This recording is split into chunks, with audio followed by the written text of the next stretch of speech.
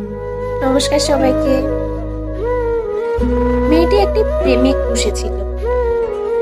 সুঠাম দেহি, শ্যামলা বর্ণের, চকলেট ফুল আর ভালোবাসা চেয়েছিল। হাতে হাত রেখে চাঁদ সমুদ্রের নীল ঢেউ, পদ্মবিলার বুনো হাঁস দেখতে চেয়েছিল। কিন্তু প্রেমিক তাকে দিয়েছিল একরাশ হতাশা, ভীষণ কষ্ট আর অসহ্য যন্ত্রণা। তারপর মেয়েটি প্রেমিক বিসর্জন দিয়ে এক কালো পশমের বিড়াল পুষেছিল। তার একলা দিনের নিঃসঙ্গ রাতের সঙ্গী।